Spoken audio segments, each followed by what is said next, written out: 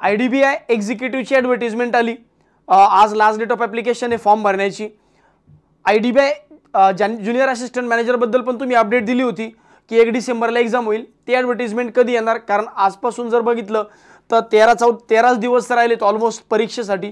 तर आता ॲडव्हर्टिजमेंट येईल का? तर नाही. आता IDBI JMची ॲडव्हर्टिजमेंट येणार, पण 1 डिसेंबरला परीक्षा नाही होणार. त्या संदर्भात वेगळ्या डेट ज्या आहेत या अपडेट झालेल्या आहेत. मी 2-3 एक्झामची अपडेट तुम्हाला दिली होती. एक पहिली दिली होती IDBI एक्झिक्युटिव्ह, दुसरं दिलं होतं IDBI JM, पण PGDBF वाला प्रोग्राम होता एक, आणि एक नॉन PGDBF वाला प्रोग्राम होता. तर IDBIची एक्झिक्युटिव्हची आणि नॉन PGDBFची या दोन्ही एक्झाम 1 डिसेंबरला होणं अपेक्षित होत्या. पण त्याऐवजी आता IDBI एक्झिक्युटिव्हची एक्झाम 1 डिसेंबरला होईल, पण IDBI नॉन PGDBF वाला जो पार्ट आहे किंवा नॉन PGDBFची एक्झाम आहे JM वाला ज्युनियर असिस्टंट मॅनेजर आणि डायरेक्ट रिक्रुटमेंट म्हणूया आपण, नॉन PGDBF म्हणल्यापेक्षा, ज्याच्यामध्ये सिलेक्शन प्रोसेस असते एक एक्झाम आणि डायरेक्टली इंटरव्ह्यू आणि डायरेक्ट फायनल सिलेक्शन. तर ती वाली जी ॲडव्हर्टिजमेंट आहे ती थोडीशी डिले होईल आणि इमिडिएटली ॲडव्हर्टिजमेंट कधी पण येऊन जाईल. IDBIचा फॉर्म बरेच लोकांनी भरला नाही. का नाही भरला? कारण की सर IDBIचा जर फॉर्म भरला JM एक्झिक्युटिव्हचा, तर आम्हाला JMचा फॉर्म भरता येणार नाही ज्युनियर असिस्टंट मॅनेजरचा. याच्या मार्केटमधले अफवा आहे ना, प्लीज याच्यापासून दूर राहा. तुम्हाला कोण सांगतं, कुठून सांगतं, मलाच कळत नाही. खूप विद्यार्थ्यांची या संदर्भात मला बॅचमध्ये पण चिठ्ठ्या आल्या, पर्सनली फोन पण आले की सर एक्झिक्युटिव्हचा जर फॉर्म भरला तर JMचा फॉर्म भरता येणार नाही का? अरे तुम्हाला कोणी सांगितलं? ती 2 वर्षांपूर्वीची, 1 वर्षापूर्वीची गोष्ट आहे, 1.5 वर्षापूर्वीची. तेव्हा दोन्ही ॲडव्हर्टिजमेंट कंबाईन आल्या होत्या, त्यामुळं हा प्रॉब्लेम झाला होता. आता 2 ॲडव्हर्टिजमेंट डिफरंट आहे, तर ऑफकोर्स प्रत्येकाला दोन्ही फॉर्म भरता येणार आहे. त्यामुळं हा विचार अजिबात करू नका. आजच्याच IDBI एक्झिक्युटिव्हचा पण फॉर्म भरून ठेवा. बाकी तुम्हाला जॉब करायचा आहे का नाही करायचा आहे, नका करू जॉब. मी म्हणतोय ना, तुमची इच्छाने जॉब करण्याची अजिबात करू नका. पण फायनल सिलेक्शन होऊ द्या. याने तुम्हाला एक मोटिवेशन मिळतं, याने तुम्हाला एक्झामचा एक्सपिरियन्स येतो. आणि मी म्हणतो ना की something is better than nothing, काहीतरी आपल्या हातात राहतं. तर सो दॅट पुढे तो एक निगेटिव्ह माइंडसेट तयार होणार नाही की मला कुठे काही जमत नाही. माझं कुठं ना कुठं फायनल सिलेक्शन होतं, एक पॉझिटिव्ह माइंडसेट तयार होतो. हाच मोमेंटम आपण पुढे ऑफिसरच्या एक्झाममध्ये घेऊन जाऊन पुढच्या एक्झाम पण क्वालिफाय करून ठेवू शकतो. तर त्यामुळं एक्झॅक्टली सगळ्यांनी IDBI एक्झिक्युटिव्हचा फॉर्म आजच्याच भरा, लवकरात लवकर भरा. आता IDBI सोबत आणखी काही एक्झामचं जे अपडेट आहे हे आपण पुढच्या 2 मिनिटांमध्ये समजून घेऊया. अजून कुठल्या ॲडव्हर्टिजमेंट येणं अपेक्षित आहे का? बघा, सगळ्यात पहिले तर IDBI PGDBF जी आहे, IDBI PGDBF ही ॲडव्हर्टिजमेंट सध्याची काही अपडेट नाही आहे. आता जी नवीन ॲडव्हर्टिजमेंट येईल ती येईल IDBI JAMची ज्युनियर असिस्टंट मॅनेजरची नॉन PGDBF, ज्याला आपण डायरेक्ट रिक्रुटमेंट म्हणूया, डायरेक्ट रिक्रुटमेंट, ज्याचं सिलेक्शन प्रोसेस असते सिंगल एक्झाम आणि इंटरव्ह्यू. ही ॲडव्हर्टिजमेंट जी आहे ही पुढच्या 2-4-5 दिवसामध्ये इमिडिएटली येईल आणि याची एक्झाम जी आहे ही 15 डिसेंबरला होणं अपेक्षित आहे. 15 डिसेंबरला ही एक्झाम होणं अपेक्षित आहे. सोबत युनियन बँक ऑफ इंडियाची लोकल बँक ऑफिसरची जी एक्झाम आहे, ज्याच्या मी 3 वेगवेगळ्या डेट्स दिल्या होत्या. आता मी सांगतोय ही एक्झाम एकाच दिवशी होईल, ती म्हणजे 5 डिसेंबर 2024 रोजी. 5 डिसेंबर 2024ला युनियन बँक ऑफ इंडियाची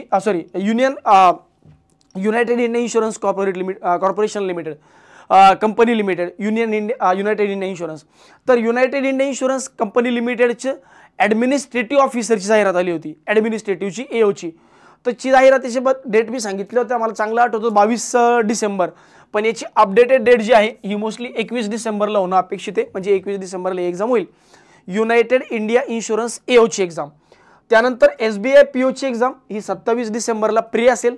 27, 30, 31 डिसेंबर आणि 1 जानेवारी अशा 4 दिवशी SBI POची एक्झाम होणं अपेक्षित आहे. सोबत SBI PO मेन्स जर विचार केला तर मेन्सची 8 फेब्रुवारीला होणं अपेक्षित आहे. मधल्या काळात एक युको बँकेची ॲडव्हर्टिजमेंट येऊ शकते. युको बँक जी नॅशनलाइज बँक आहे त्याची एक ॲडव्हर्टिजमेंट येऊ शकते. त्या संदर्भात ती नेमकी POची असेल, क्लरिकल कॅडरची असेल. तसं तर क्लरिकल कॅडर तर ऑफकोर्स IBPSच्या माध्यमातून येतं. मग तो PGDBFचा प्रोग्राम असेल, डायरेक्ट असेल, लोकल बँक ऑफिसर सारखी असेल का आणखी कुठली वेगळी असेल का स्पेशलिस्ट ऑफिसरची असेल, याच्याबद्दल आत्ता सांगणं कठीण आहे.